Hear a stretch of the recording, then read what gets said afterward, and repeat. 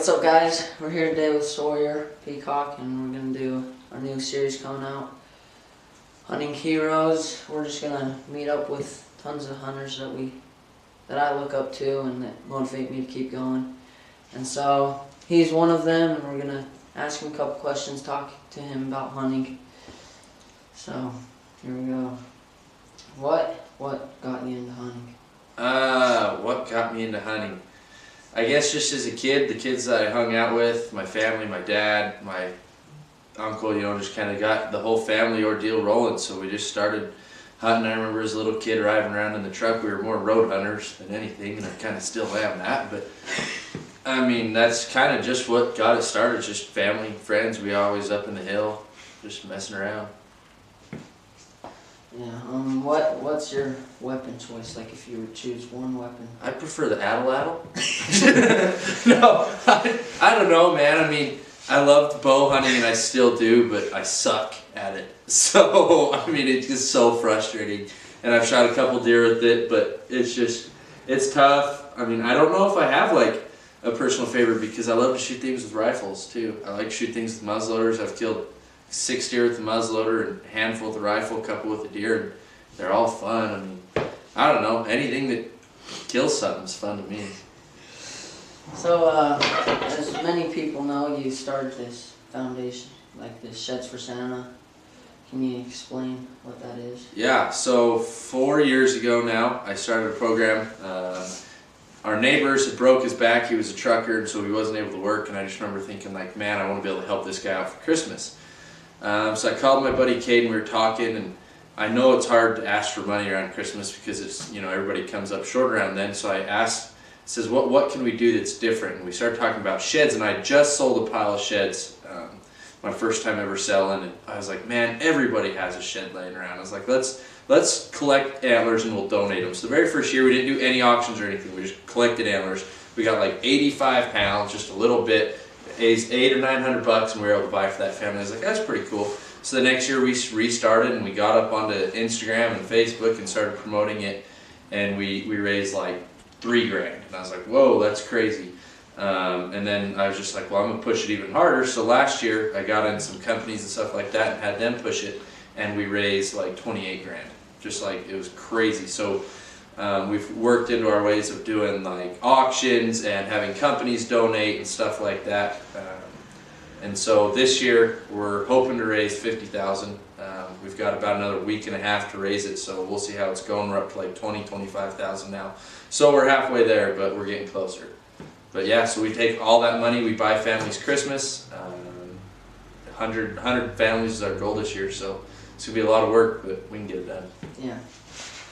Go check it out on Instagram, Sheds for Santa. And a couple more questions. When you were my age, what would you want to know about hunting? I think the biggest thing would have been what tags to put in for. Like, I mean, growing up, I just did the general deer hunt, and I mean, I didn't put in for elk. I didn't put in for any of that, and so all of a sudden, when I hit 18, 19, all my buddies were drawing big bull tags and all this stuff, and I didn't even have an elk point, just because we were road hunters. We hunted deer, I mean, it was no big deal.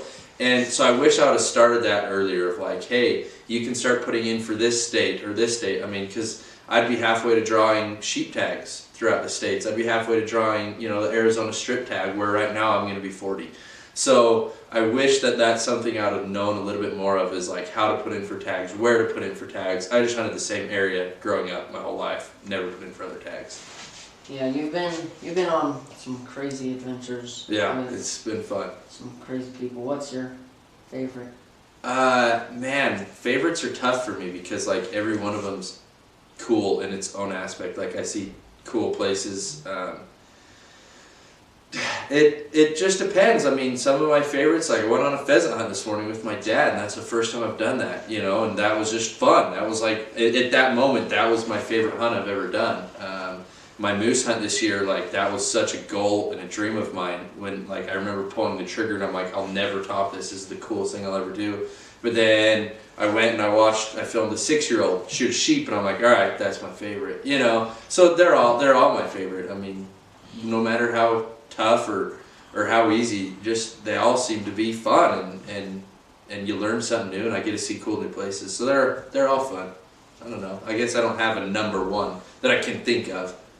There's a whitetail up there that's pretty crazy. Yeah, we can pull them down and get them into the light. I went to Texas last year and had a heyday on some whitetail. So pretty stoked, heading back in another 13 days. Go do it all over again. Sweet. What's the most challenging physically, mentally hunt that you've been on? Ooh, I've been on some gruelers. You know, I prepped super hard for my first sheep hunt this year because sheep hunts are known to be like marathons. Like they're just freaking all day, every day hiking in bad weather. And when we got there, we got lucky and killed a ram not that far. You know, I mean, it was tough, but it wasn't what it could have. I mean, it could have been worse. So that one wasn't the toughest. British Columbia, the southern BC kicks my butt every time. We hunt the Kootenay mountain range, which is as steep as can be, and they're like 12,000 foot mountains, and it's deadfall from the top to the bottom. It's just climbing over logs. Physically, that's probably the hardest hunt. It's nice because you get to go back to a bed every night in a nice lodge, but as far as being out those days, they're grueling. Whether we're chasing bears or lions or goats, whatever it is, those tend to be the hardest. That's South BC. Northern BC is still steep. I mean, I've been on some hunts here in Utah. They're tough. The Floridas in New Mexico, arguably one of the toughest hunts in the world, hunting ibex. I didn't have to hike that rock too many times, but the 3 or 4 times I did was enough for me. I think between South BC and the Floridas are the hardest hunts that I've been on. You start these hunts with all these crazy people. How did you get in with? Man, just a crazy series of events, I guess. Like I picked up a camera. I mean, I was just telling these guys, like, this was the first camera that I ordered. I remember I was like, I'm going to start a hunting show. And so, like, me just being me with no research, I bought this off KSL for $50. I'm like, yep, I've got a camera. I can start a hunting show. And it doesn't even have a freaking record button. You know, like, I just went into it blind. And so I was like, well, if it doesn't have record, I need to learn how to take pictures. So I taught myself how to take pictures with it. I watched YouTube stuff, everything like that. Finally learned some manual settings. And then just kind of grew from there. I grew out of this camera and bought a new one. Grew out of that one and bought a new one, and just started doing some like free gigs, like, hey, can I come film your hunt?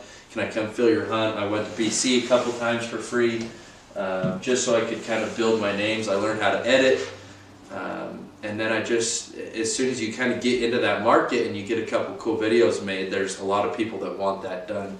And so I just started talking to them and bidding out prices and just started getting jobs. So it's pretty cool. That's sweet. Alright guys, this is Sawyer Peacock. Go check him out on Instagram, Facebook. Go check out Sheds for Santa. Thanks for LinkedIn, MySpace, and Tumblr. Thanks for watching.